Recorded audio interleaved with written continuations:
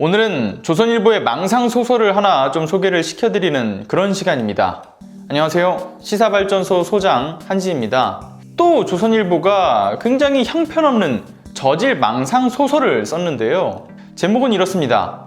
조국 허위가장 보도 모두 법적 조치, 권경의 청문회 거짓말, 국민 피해는 이런 제목인데요.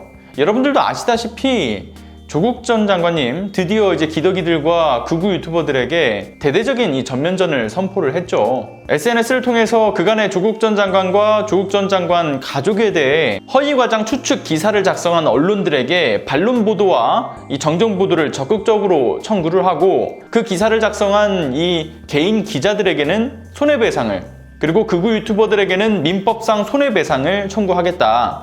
여기에 더해 불법성이 심각한 경우에는 형사고소를 병행하겠다, 이렇게 말이죠. 지금 이로 인해 극우 유튜버 우종창 법정 구속되었고, 가로세로 연구소 김용호 기소 의견 송치가 되었죠. 이렇게 현재 법적 대응과 처벌이 진행되고 있는 그런 상황인데요.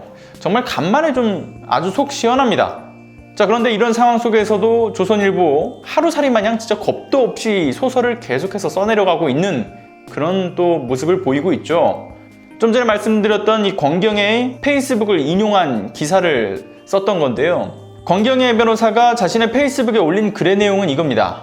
조국 씨가 언론을 상대로 고소 및 민사소송을 제기하겠다고 선언하는 포스팅을 하셨다는데, 지난해 하반기 지명자 신분으로 인사청문회 준비단의 해명과 기자간담회 및 청문회에서 국민을 상대로 거짓말을 한 것에 대해서 국민은 어떻게 보상을 받을 수 있나, 법무부 장관 지명자의 거짓말로 국민이 받은 정신적 피해에 대해 지금까지 제대로 된 단 한마디의 사과도 하지 않은 그 뻔뻔함으로 인해 여전히 받고 있는 스트레스 피해는 어쩌실 거고, 이런 내용의 글을 올렸어요.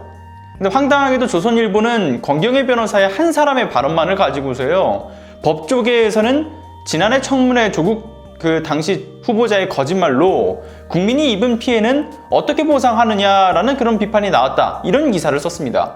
개인의 발언을 법조계를 대표하는 발언이냥 이 부풀리는 조선일보의 추잡한 보도 행태는 여전하죠. 보수 야당과 보수 언론 매체에서 교묘하게 쓰는 이런 기술들이 있어요.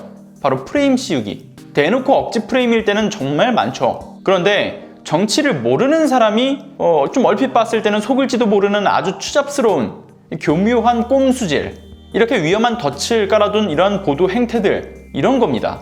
법조계에서는 한마음 한뜻으로 조국 전 장관이 잘못되었음을 지적하고 있구나, 이런 생각이 들게 만들지 않나요?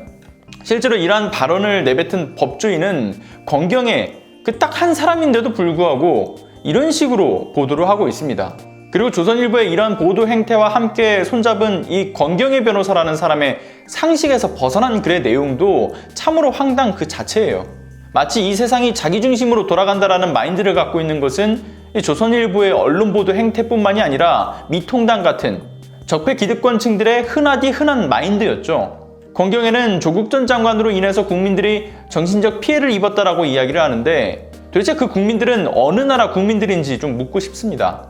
많은 국민들이 조국 전 장관과 그의 가족들을 향한 이 무소불위의 검찰 권력과 그들과 손잡은 언론 적폐, 정치 적폐, 검찰 적폐 개혁을 외치고 있으나, 권경의 씨에게는 이 소수의 적폐 기득권층의 목소리가 국민의 목소리요, 하늘의 뜻이다, 이런 것 같습니다. 권경애가 사과 한마디 하지 않은 뻔뻔함에 여전히 받고 있는 스트레스는 어쩌실 거고, 이런 내용도 써놨던데 아주 웃기는 사람이에요. 지금의 국민들이 어떤 이들의 뻔뻔함에 치를 떨고 있고 그로 인한 공포와 이 좌절감을 느끼며 살아왔는지 본인만 모르는 것 같아요. 지금 우리가 개혁을 외치는 대상들, 그들 때문인 거죠. 그럼에도 이렇게 철판을 깔고 자신들은 문제가 없다, 우리의 말 한마디에 국민들의 목소리가 담겨 있다라고 이야기를 하는 이 미통당을 비롯한 극우 세력들의 헛소리가 참으로 화가 납니다. 아무튼 어쨌든 간에 조국 전 장관님께서 지금까지 아주 잘 참아오셨는데요. 이제는 하나하나 법정 투쟁을 하겠다라고 선언하신 것, 이렇게 스트레스 받는 와중에 아주 기쁜 소식이 아닐 수가 없어요. 작년 하반기부터였죠. 그때부터 쏟아졌던 조국 전 장관님과 그 가족에 대한 허위 날조 정보가 무려 100만 건이 넘었었다라고 해요. 근데 현재 검색해보면 그 기사량들이 계속해서 줄고 있다라는 이야기가 나오더라고요. 지금 대략 한 69만 건 정도로 줄었다라고 이야기가 나오고 있는 상황이죠. 근데 이렇게 조국 전 장관님의 결심에 힘을 보태고자 정말 많은 깨시민분들이 그간의 언론과 이 구구 유튜버들의 허위날조 정보의 자료를 일일이 다 스크랩을 했던 자료들을 보내겠다, 뭐 이런 분들도 지금 등장을 해주고 계시는 그런 상황이라고 합니다. 지금껏 정말 속 터지는 어떤 기사들 참 많았습니다.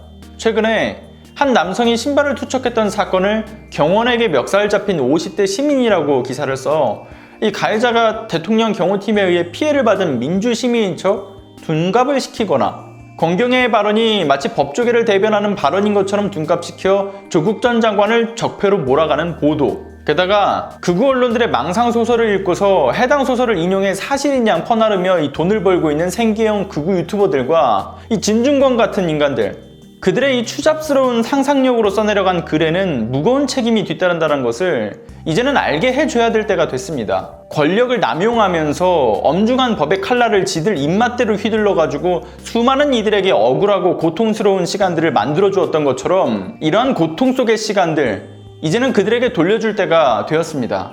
공포와 고통, 좌절의 시간은 이제 그들에게 있습니다. 오늘은 여기까지 하겠습니다. 구독과 좋아요, 알람 설정 부탁드리고요. 오늘도 끝까지 시청해주셔서 대단히 감사합니다.